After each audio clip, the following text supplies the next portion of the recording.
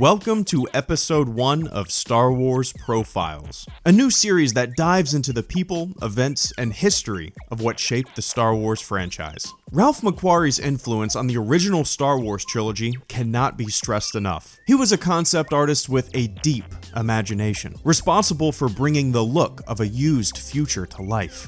Gritty disrepair, a lived-in world that would shape the visual style of Star Wars. Ralph McQuarrie was commissioned by George Lucas in 1975 to illustrate scenes from the script for a new space adventure movie. Ralph Angus McQuarrie was born on June 13th, 1929 in Gary, Indiana. He was raised and grew up around Billings, Montana on a farm. During the Korean War, he served in the United States Army and survived a combat wound, a shot to the head. Coming home from the war in the 1960s, he moved to California and attended an art school in downtown Los Angeles. He got his start illustrating teeth and equipment for a dentistry firm and later became an illustrator for Boeing. During this time, McQuarrie also drew posters for the CBS News coverage of the Apollo space program, as well as creating animation for the network to use. It was around this time that McQuarrie was contacted by Hal Barwood, a screenwriter and film producer, and Matthew Robbins, a film producer, screenwriter, and director. They asked McQuarrie to create illustrations for a film project that they were working on. Ralph McQuarrie designed many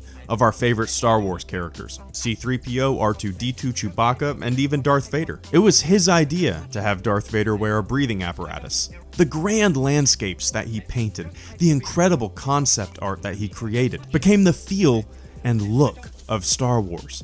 From the Cantina to the Death Star, his visual influence was a spark that set the stage. In fact, his concept art was an integral part of turning 20th Century Fox onto the project, securing the funds for the film. Ralph McQuarrie said, quote, "I just did my best to depict what I thought the film should look like. I really liked the idea. I didn't think the film would ever get made. My impression was that it was too expensive. There wouldn't be enough of an audience. It's just too complicated. But George knew a lot of things that I didn't know." Close quote. McQuarrie actually had a small cameo in The Empire Strikes Back. His character's name is General Farrell McQuarrie. His role in creating the look of Star Wars is still influencing the franchise today.